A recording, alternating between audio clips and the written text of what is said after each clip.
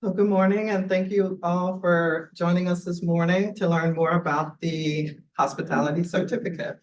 We'll start with our faculty members, E.J. Ankelard and James Gear.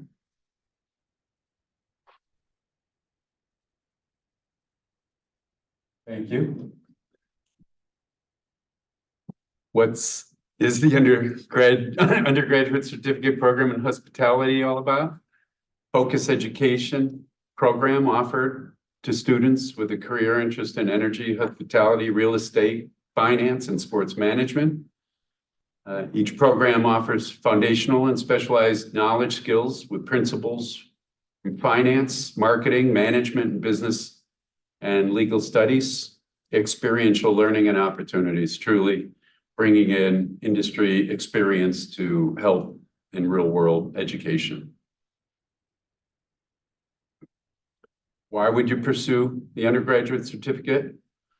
Specialized skills development through intensive and immersive learning experiences, career advancement and opportunities to stand out in the competitive job market, industry recognition, earn recognition from industry leaders and validate your experience, flexibility and time efficiency. Entrepreneurial hospitality. I'm James Geyer. I'm happy to be here and helping lead our development of this portion of the hospitality certificate. This program is project-based. Project teams will design and pitch a new and innovative business concept. It's lecture light, so experience-based, using templates and tools from proven examples and companies, and bringing in industry leaders to speak about portions of our project as we work throughout our semester. We're going to guide students through the process. We're going to be using an entrepreneurial lens, so using many filters and evaluation techniques and research to develop a product or service-based business and create a new business idea and concept after evaluating those opportunities in the real world. We're going to be using the concept of hospitality, and not what the hospitality industry is, but what we have learned about hospitality as a differentiation maker to further your business and give great guest experience opportunities. Our semester is based upon development of a project, which is going to be the creation of an entire business investment perspectives, and whittle that down to a polished pitch presentation for the final for our students who are working in teams as their business units. Takeaways, combination of every aspect of using that entrepreneurial lens and the businesses that we develop and grow. So many opportunities throughout where we're specializing in different components of building that business experience.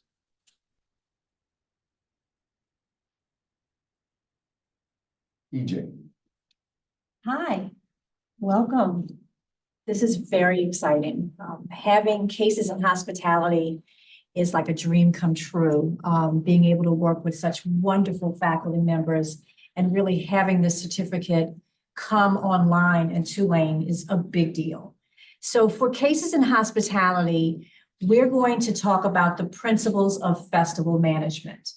Having worked in the festival industry for 34 years, it has been just a wonderful opportunity to work with a lot of people, to understand business from a different perspective, to look at business models from a different perspective, to understand how festival management is tied into the hospitality industry. It's so important. It's whether you look at it under entertainment or you look at it under tourism. I mean, in New Orleans, we have over 400 festivals.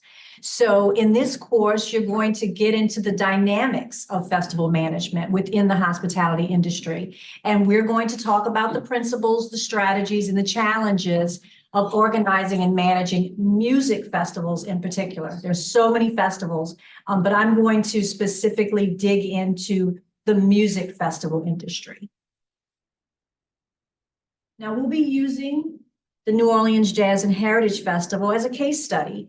I think over 50 years of experience. I think that this mega festival, this hallmark event, is a wonderful opportunity for the new students, you students who are interested in coming to take the courses. You're going to really enjoy learning about music festivals. You're going to develop your critical thinking skills on thinking about producing a festival. What does that mean? There's so many moving parts.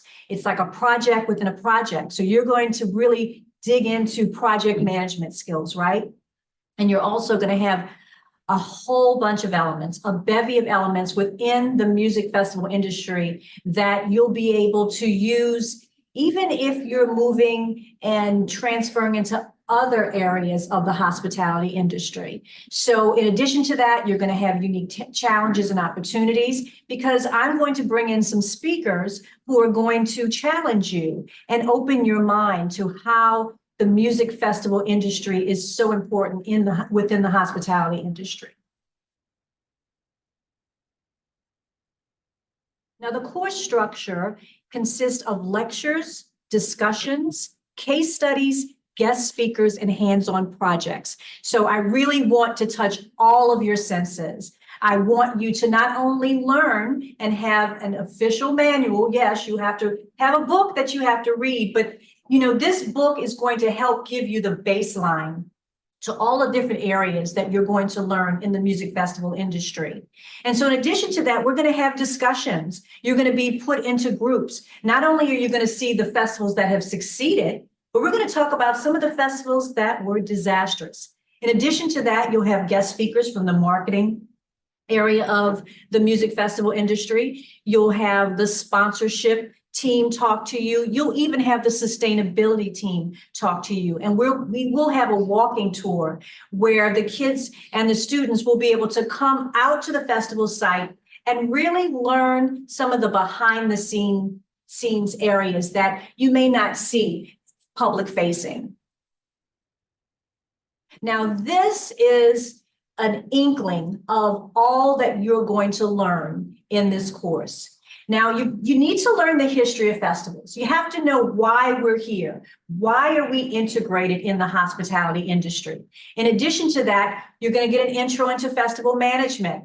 You're going to learn how to team, not just being in a team, but what does teaming mean? Because teaming is so important with regards to the music festival industry. The music festival event happens really quickly. It scales up and it moves very quickly, and there are lots of moving parts. So you're going to have to know how to be a leader in the music festival industry. Human resources. Humans are our greatest asset, right? You're going to learn the event budgeting structure, event logistics, risk management, how to mitigate risk. As you've seen in this industry, there's lots of opportunities for you to learn how to mitigate risk. Marketing, sponsorship, contracts and permitting, insurance and legal, project management. Looking at the aesthetic and the design, our class will be having an opportunity to design their festival. So all of these areas you'll be taking together, you'll be integrating with your team, and then you can show your team members how well you're doing in your class by presenting a stellar music festival. Course assessment. Well, the evaluation is based on participation. Everyone has a voice in the class. Journal article reviews. Some of these reviews, you really begin to know the origins of festivals, the definition of a festival, which you'll learn there are lots of definitions, and some of the leading influencers and leading scholars in special event management and in music festival, particularly. You'll also have group projects, you'll have quizzes, you'll have exams, but that final project is going to show you how well you've comprehended all of the principles of festival management. So festivals play a significant role in the hospitality industry, and they offer unique experiences to attendees, and it contributes to the economic, social, and cultural development.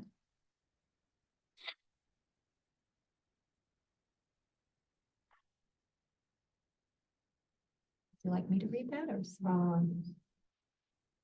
Jason? Jason? Jason. Oh, interesting. All right.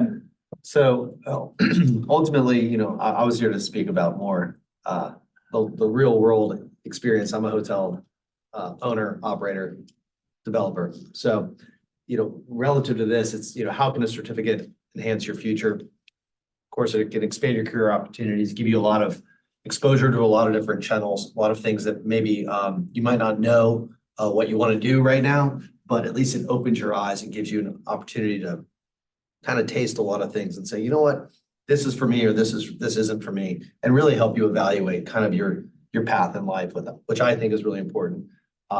Especially coming as a former Tulane grad and a former biology major, where I had no clue what I wanted to do, and then here I am as a hotel developer. There's a long story to that, so you'll hear about that in the future. But obviously, it's here to experience growth and fulfillment. Obviously, you want to understand what your true core passions are and understand what your potential is, and really kind of hone in on that whenever you determine to be your core strength. Then you can basically say, you know what, this feels like it makes me happy, it gets me out of bed in the morning, motivates me, and inspires me to do what it is that makes you happy. And it sounds trite and cliche, but it's honestly, it's what's going to keep you going. It's going to give you a nice, honest path forward. Of course, that then leads to the embracing a culture of lifelong learning, always learning to continue improving upon yourself, continue to keep your eyes and ears open, and expose you to things that maybe make you feel uncomfortable at times, but take away, what you can from those experiences and become that much more of a better person, professional, A to Z, make you a better human. And of course, last but not least, building a valuable pathway to professional success and personal fulfillment, of course, depending on what your evaluation of success is, whether it's a lot of money, doing something that makes other people feel good, what fills your cup. That's the point of all of this. And I think the goal is to ultimately align a lot of that, right? So the financial implications and the benefits of what you're doing really align with your core personal values and what it is that makes you who you are.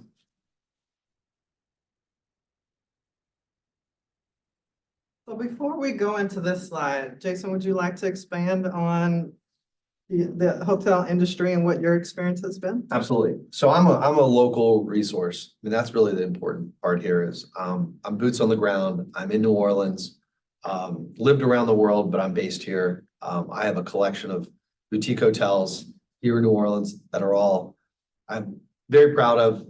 I think are very cool. I think you guys would too. And I think what's beautiful is that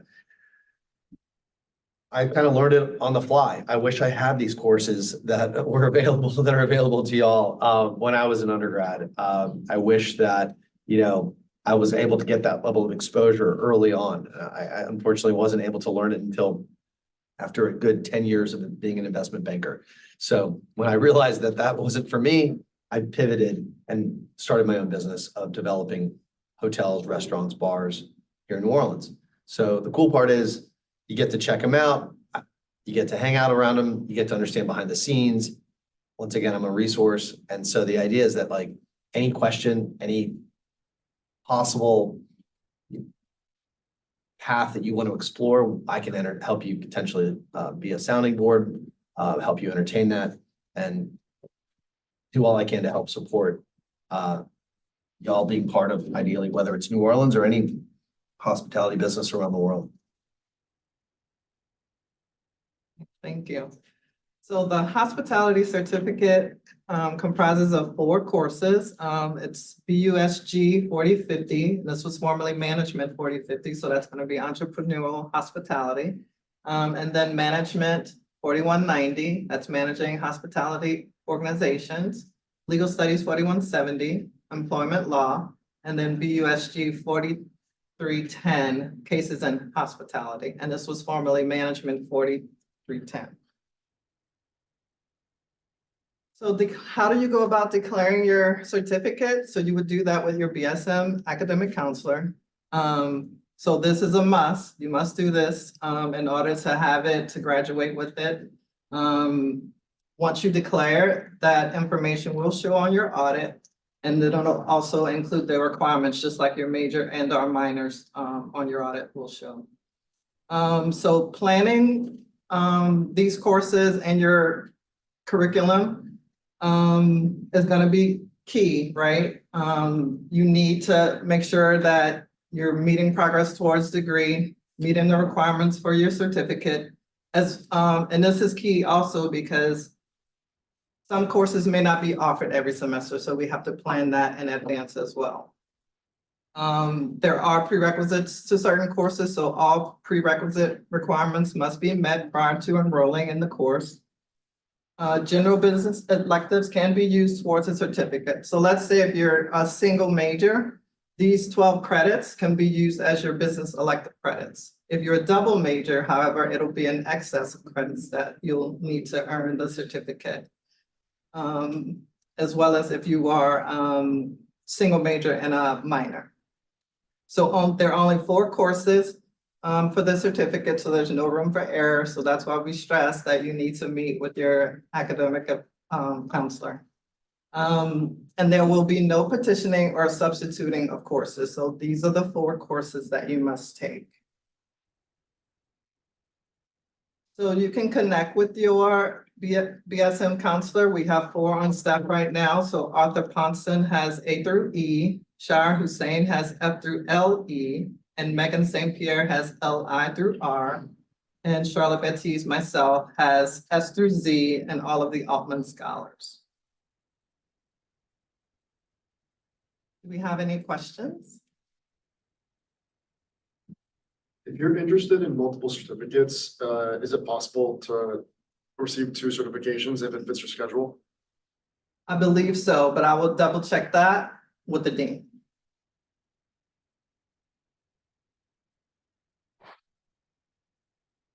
Can we ask specific questions? You can. Mr. Seldman, I was kind of wondering,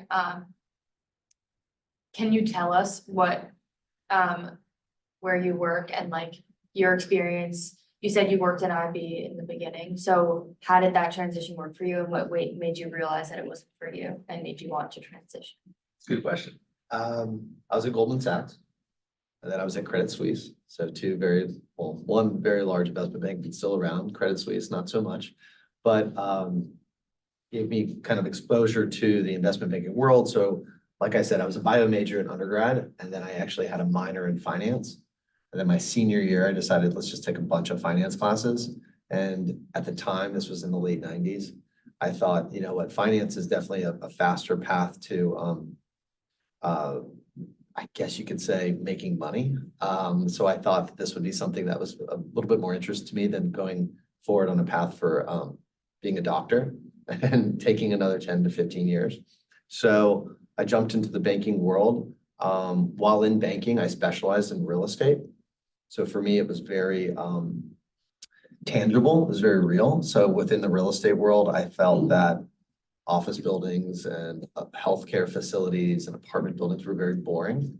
And so I thought hotels were the coolest thing that really got me out of bed in the morning. Once again, like kind of finding what it was that made me excited. And, you know, even when I was in college, I used to promote a lot of parties and used to be involved very much socially. And I felt like it complemented just kind of my love for nightlife, my love for hospitality, entertaining, making people happy kind of thing. So as I was in the real estate investment banking world, I had a tremendous amount of exposure to kind of the biggest names and brands in the world that you can think of in the hotel space. And so from that, I was just kind of hustling on the side, trying to do my own thing. Realized it's very, very hard to do. Eventually figured it out and took a lot of risk and left the banking world and basically started going after real estate opportunities. And within those real estate opportunities, I thought, all right, I want to make a boutique hotel here. I'm not sure how to do it. I was 25 years old. I thought, you know what, let's figure it out. And I just leaned on resources. I put together my own pitch book, like a template, almost something similar to what I learned when I was at Tulane, and just really started a grassroots effort to kind of get people excited. And so it grew to where I started basically buying real estate and then building hotels. And then I realized it's a lot easier to buy existing hotels than to build a new hotel. So then I started buying existing hotels and fixing them up and making them beautiful. So my properties here in New Orleans are the Hotel St. Vincent on Magazine Street, the Lower Garden District, which if you haven't checked it out, you should. It's absolutely beautiful. A lot of fun. I have the Columns Hotel on St. Charles Avenue, which is very popular watering hole when I was in college and even in the 80s and 70s. I mean, it's been a favorite for the city and people visiting New Orleans for half a century. So it was something as a Tulane undergrad, I'd sit and have drinks on the porch saying, God, this place is really gross. And it could be so nice if somebody fixed it up. And that's when I was, 21. So I kind of always, I guess, had a vision for it. So finally I had the opportunity to buy it, bought it, and did just that and fixed it up. And then it kind of snowballed. As I went from historic building to historic building, I decided to go after and open just a bar in the French Quarter on Jackson Square. It's brand new. It's called Fives. And it's a cocktail oyster bar that's been very popular. So that's really pumped me up to kind of go after more food and beverage opportunities. And then lastly, I have kind of done a 180 now. I have a ground up hotel that I have built opening in 2 weeks on St. Charles Avenue next to the Della Chase bar called Henrietta. And so that's a 40-room hotel that was actually a lot easier than some of the historic renovation work that I've had to do here in town. Historic renovation, while I love it because it's built, you can see it, you can touch it, you can make design decisions on the fly. It's very risky because you just don't know what condition the building's really in. And, a lot of those like HGTV renovation shows and things like that, just, basically show you, you got to be careful and don't swing the hammer too hard because if you do, the whole building will fall down. So it's all about just understanding, do you want to do a 3-year renovation of a property or do you want to do for the new construction here, it took us 14 months. So it's half the time. Very exciting. And it's really exciting because we'll be the first new hotel on St. Charles Avenue in 30 years. So it's a big deal for New Orleans. The last new hotel was like a Hampton Inn. So for me, I'm more lifestyle, boutique, doing things that are fun, that are ultimately timeless, that aren't super trendy. I do have another hotel that it was my first hotel here in New Orleans. And it was kind of I don't even call it a hotel. I call it like an experiment or more of a social experiment, but it was the Drifter Hotel. So I have the Drifter, and I did that by taking a property that pretty much everyone looked at just tearing down. And that's what everyone was doing, was tearing down old motels. I thought, well, you know what? Let's see what happens if we just fix it up and we put a pool in and we have fun at the bar and we make some great experiences happen. And so for a good number of years, it really did well. I think a lot of the Tulane crowd enjoyed it. And yeah, so that was kind of my first deal. And I think we're hopefully going to sell it soon. But the goal here is, just kind of start off with something for me, doing it on my own, it was all I could really afford, right? And as you kind of start with a small project and, things start working out and you just kind of keep building on your reputation and you just keep going and going with the flow and following your, what motivates you. So that's kind of what I've done. Now I have stuff in Texas and elsewhere, but New Orleans is home. And so for me, it's like an opportunity to share with y'all the ins and outs of how that all comes together and works. Because it is chaotic, very chaotic, but it's organized chaos. And I guess big point to all of this is, I started as a developer where I was literally just in the real estate space building these things. And then I thought, you know what, I'm going to work with different operators, people that operate the hotels. And I realized that they weren't really necessarily doing things that I felt were the highest and best use and complemented my vision for the property. So then I started my own management company. So I now own and manage the properties.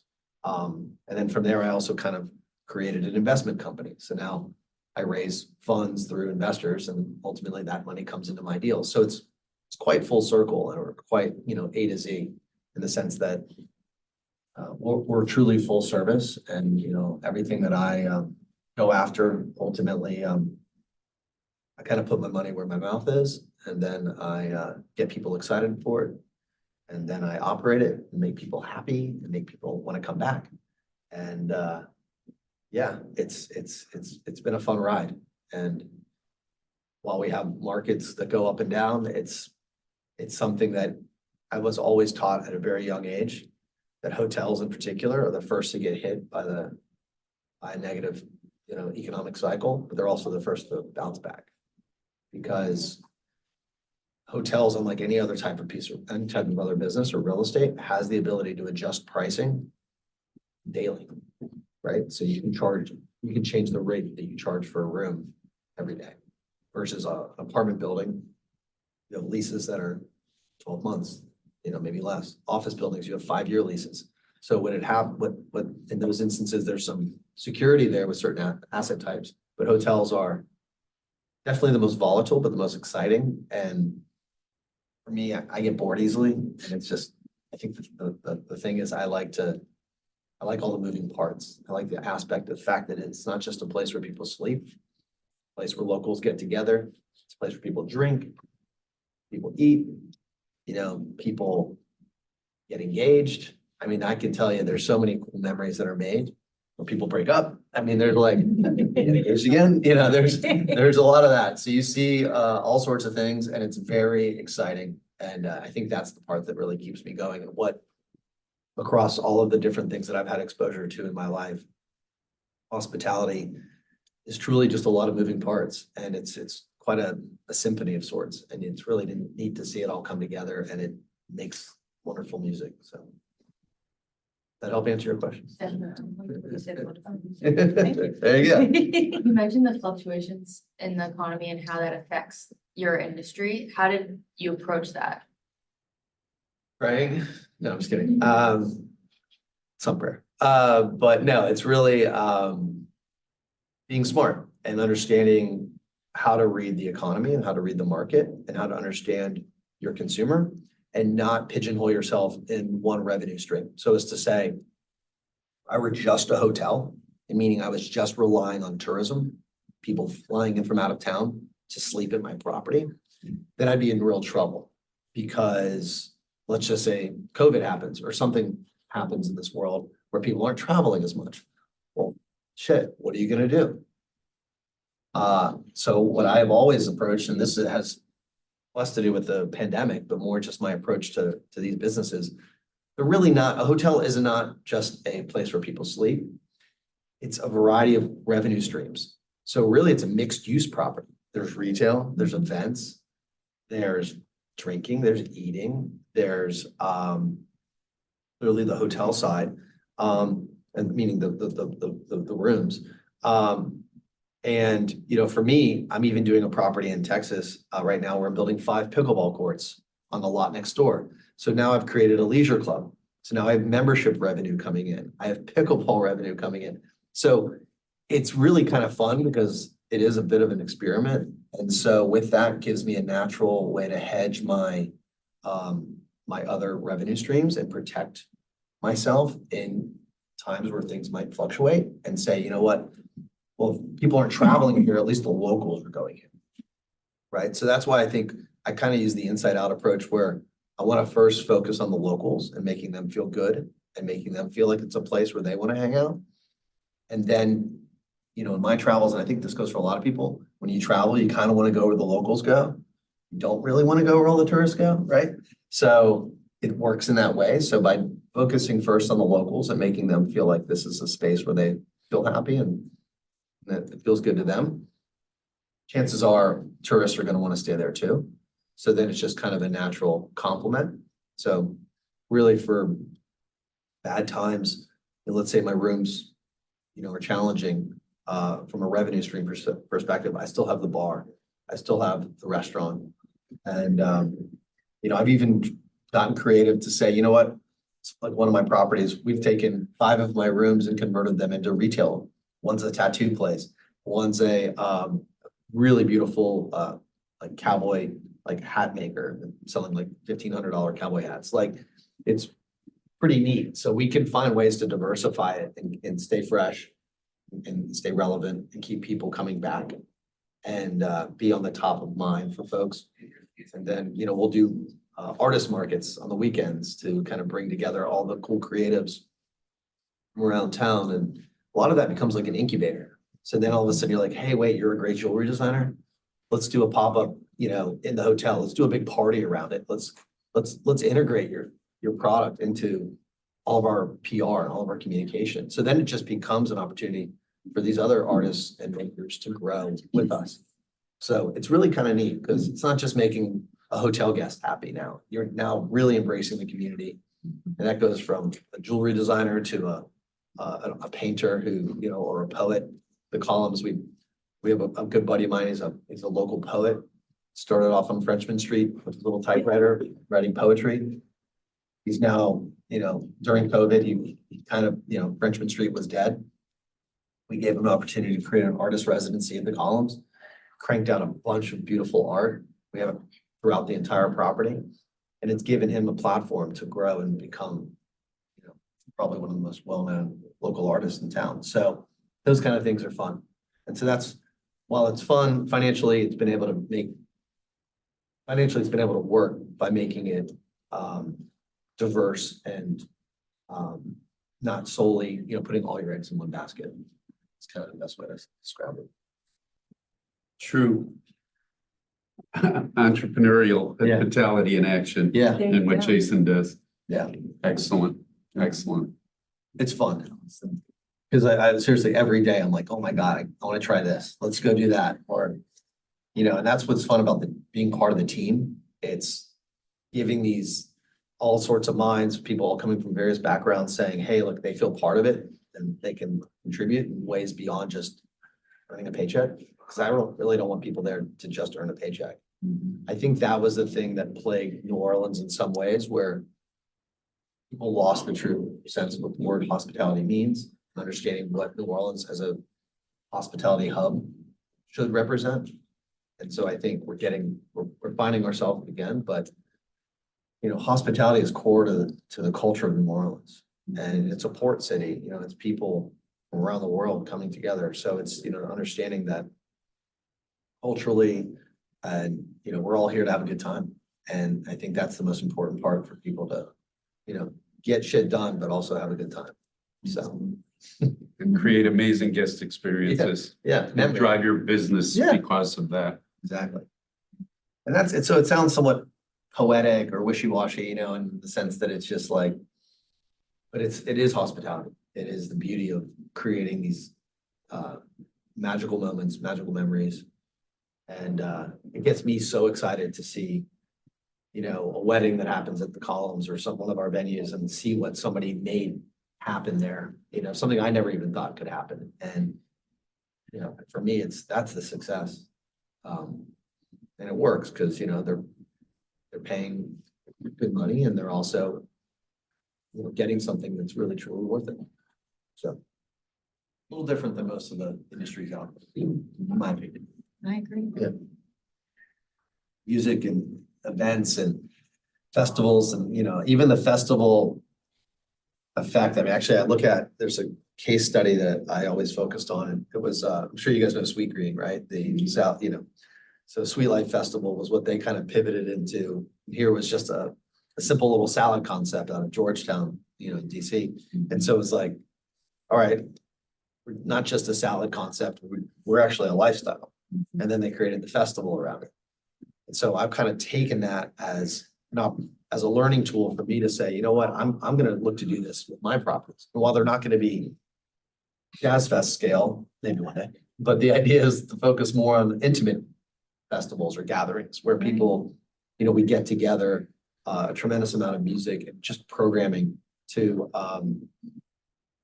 once again, just make a hopefully a pretty big impact. And so we try to transform all of our spaces and leverage our reputation and go and do something. My vision would be to do something bigger, maybe like a festival Mhm. at one of my properties or near one of my properties, to then put my team into play and then create such a, an awesome experience for others with all of the hard work we put in to kind of cultivating these relationships.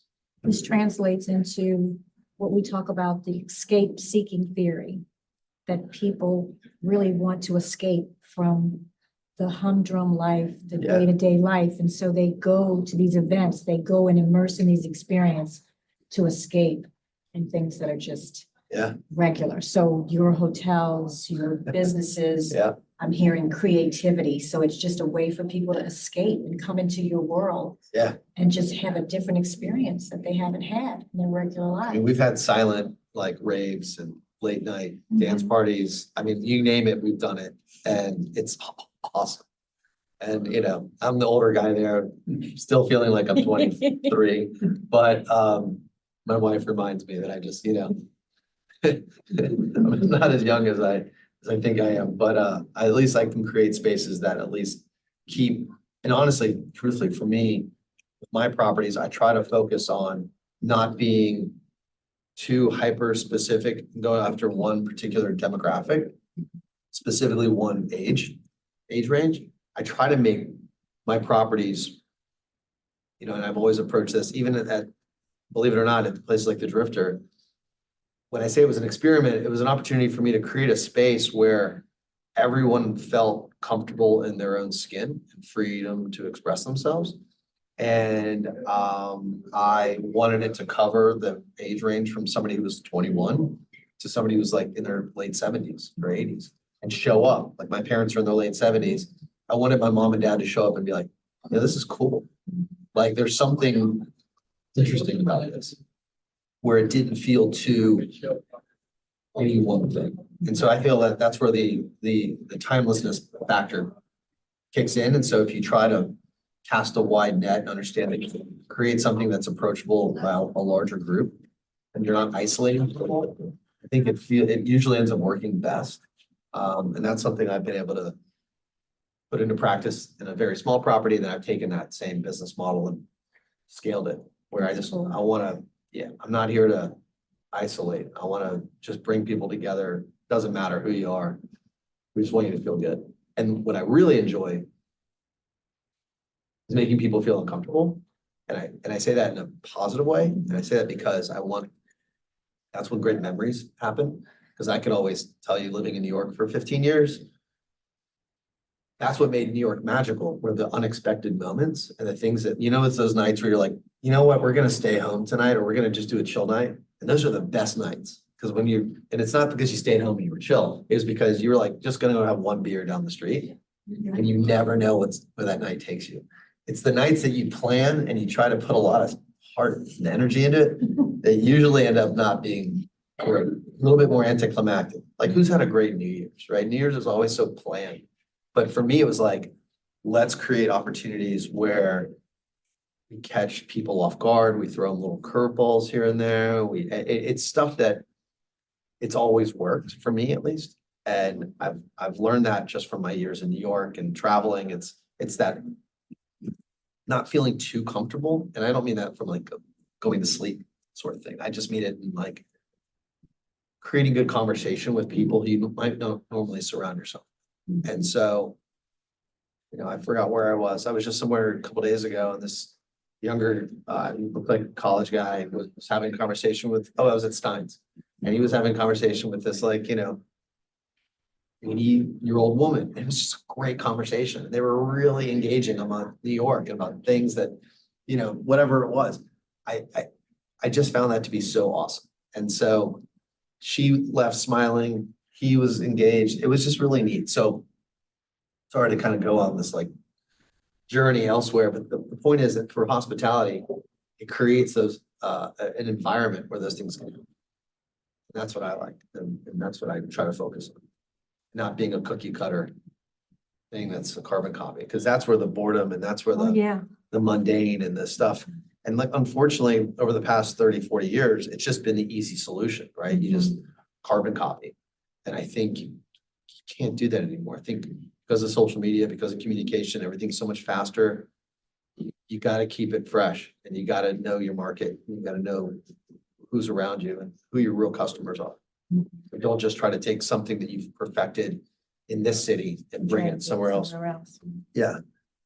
It might work at the onset because the people in that new city are like, oh, cool, there's something from out of town that's here or such and such. It works, but then it kind of plateaus or fizzles a little bit because of the fact that unless you really understand that local market and what they're Culture. and the culture and the people who work. Because every market's different, labor model is different everywhere around the country. So you understand the culture of the people who are working with you, for you, these businesses. It's very complicated, Mhm. but it's fun, it's exciting. It's a learning process for me and others, so it's really honestly why I get up every morning. My wife cannot understand how I don't turn it off, but I just keep. We tend to have a similar bloodline and we get off and seeing smiles on people's faces Yeah, in places and environments and events that we develop. And it is true for our staff as it is for the guests. And it's an ongoing kind of life cycle. And that truly, for me as well, the passion that comes with the opportunity to stand on the sidelines and watch what it is you created. And then it becomes self-living where you're going to tell your friends, those friends are going to then become engaged and it's going to go on and on. So we're successful in business because of that. And that's furthering that incredible guest experience. and that's where the lifestyle model is really, the lifestyle in general, in terms of, there are different types of hotels, for instance, you have your corporate hotels, and then you have, like your lifestyle / like more weekend tourist travel, hotel, you have resort hotels. And people, it's historically would go to these depending on what they were ultimately seeking, right? Now the world has realized, especially the big major hotel groups out there, that they're not as relevant anymore as they used to, right? All these boutique hotels have just come out of nowhere. Even the major hotels are building boutique hotels. Yeah, I know. Because they know that that's what people really want, Correct. right? They're trying, yeah. They're trying, but you yeah. can tell, Yeah, you can tell. because they Right. still don't have the experiences. And they don't, unfortunately, just structurally, the companies are so big, they're not meant to get that granular and Right. they're not built like that. So I think as the world evolves, and of course you can see the advent of like things like Airbnb or some of the more extended stay concepts like Sonder, which is, in my opinion, is very taboo these days. It's very WeWorky business model. And then you look at, kind of the variations of hospitality, right? So technically anybody could be, like, that was the Airbnb model. It was like, we want to host you in our home, in our guest bedroom. And of course, serial entrepreneurs took that and said, oh, wait a minute, we don't actually need to host you. We can get 30 of these and then create a whole micro economy around it. And that's where it started losing its sense of, so scale usually kills a lot of. So how have you avoided that? Like seeing as you have so many different hotels and things that you're running, like how do you keep it kind of one-to-one? Very, Yeah. very good question. Man, Go ahead. you're on it.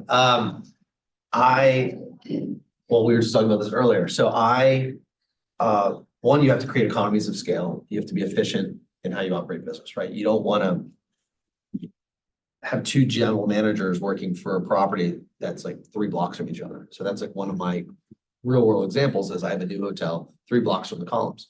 So I have one general manager that runs both. So at a very high level, there's economies of scale and efficiencies. I have my head of housekeeping, covers both properties. So I don't have to hire 2 heads of housekeeping, right? So there are true efficiencies. It just goes back to when I'm doing a new property, I'm in a vacuum of sorts, and I just think and it's really the vibe, and it's not so much the building itself, because I built a new hotel from nothing, but it's really more so about the things you can't touch, like how it smells, how it sounds, how the linens feel when you get in. I mean, I'm making the beds differently, but they're still thoughtful and they're very beautiful and timeless. The artwork is still very specific to that property. Like, for instance, the Columns is very old. So I thought, well, let's just do some cool, fun, more modern, poppy, contemporary artwork. Mhm. Henrietta's a for a new building. So I'm actually sourcing older art, more classic art, more kind of the design style for the Henrietta's 1950s kind of architecture is what I'm going after, the look. And so I'm trying to kind of transcend time there. So each property is its own true story. But I want people to feel there is benefit to continuity in the sense that people know what to expect, right? So scaling isn't a bad thing. It's just if you scale too quickly and if you don't have the right key people working for you on the ground that are truly respected and are ingrained in the local community versus like, you can't just have your, like, put your toe in it. You got to really go all in. And so, building that team, I mean, Yeah. honestly, that's what it boils down to. As you were talking, that's what I'm saying, that, it just really boils down to the team. You have to have teams that know how to team. They know how to have psychological safety. I mean, all of those things, they know how to have a meeting. I mean, you just have to have a really good team and they have to be quality Mhm. team people. I love the idea you have of having one general manager, 2 properties, but when you have a really quality general manager and they're gonna look at every detail and they're gonna know you well enough to know how you Yeah. want to present, then you can just feel really comfortable with that, Totally. So that team, no matter what you try to produce, if you don't have the right team in place, it's not gonna rise to its level of excellence and Right. quality that it should. Yeah, it's the team and it's having confidence and faith in that team because Mhm. I have a tendency, or I had a tendency to be, clearly as a lot of people do, is micromanage, right? You want to really get involved in everything. And I just kind of had to pull myself away from that so as to give some, to really trust these people to carry out my vision. And, I think it was a couple of weeks ago, I got an email from my GM and she was scared to send it to me, but she sent me this whole presentation on the uniform that she had kind of put together. And I was like, oh my God, this is perfect. And I would normally spend like all hours of the day trying to put the whole uniform look together with various, designer friends of mine and, really get into it. But in this instance, I said, you know what, go for it. So now I feel really good about the fact that this team has been able to deliver on something that I'm crazy sensitive to. So it's teamwork, it's Training. training, yeah. Mhm, definitely. And for me, we've got great internal kind of systems in place, but I try to bring people that are pedigreed from other institutions that I feel were trained by the big boys. So like, I'll bring in people from Four Seasons, Mhm. from your Ritz-Carlton training programs. Like the Four Seasons, in my opinion, is probably one of the best training programs in the world. Even So- international, Jason? Like, I'm thinking of Kid Camp. Yeah, Kit is a great example. Yeah. I mean, so I think I try to pull in pedigree people that have that top tier level, and then they can, in a way, they want to escape that corporate veil, and now they can come and do something with a little bit more personality and soul. And in doing so, they feel a little bit more free to spread their wings. And then they take a lot of their core fundamental values and then it just like trickles down. Sounds like you're finding people that did what you did, which is leave the. Literally what I did for a career. I was in the big corporate world for a while, and then I just took that core training, that core, call it structured world, and found ways to lean on that at times, but still be free to kind of be myself, be my own person. So it's kind of neat. And that's why we love what we do. And every day, we can't wait to get up and create it. And because for our customers, for our consumers, for the attendees, we truly want them to have joy. So these opportunities of learning from these 2 wonderful mentors, because I'm learning, what they're doing in the business world, but the fact that they love what they do, that's who you really want talking to you and mentoring you and coaching you, that they can tell you those stories that you'll never hear from the corporate types who are so top driven. They're not bottom up, they're top down. So you're just not going to hear those stories, so this is a great opportunity for you to hear the bottom up stories that actually go out and they go vertical, and horizontal and all the different ways to really make a high performing team, because we're talking about high performing teams, which are truly unique teams.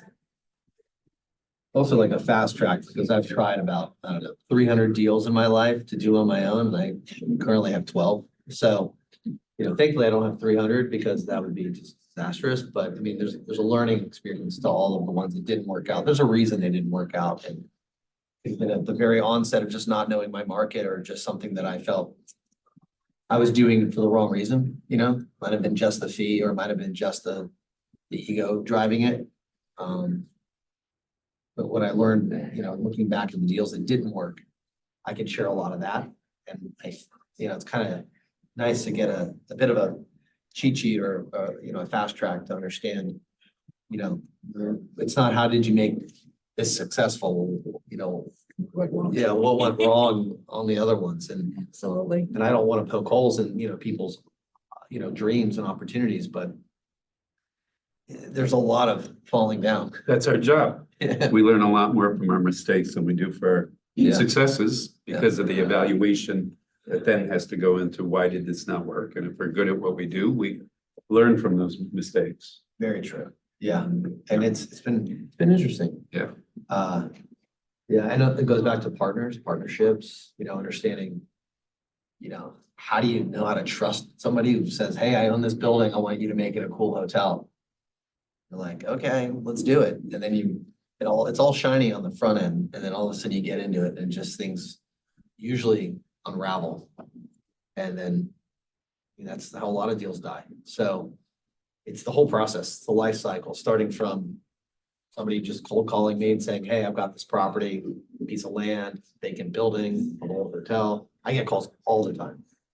People, properties that, I still to this day will look at them because it's a habit, but I'm curious. But I've learned over the years that, it's not the deals you do, it's the deals you don't do. There right? you go. This has been amazing. Thank you Yes, so much. yes. This has been. Please thank awesome. our panelists. Thank you.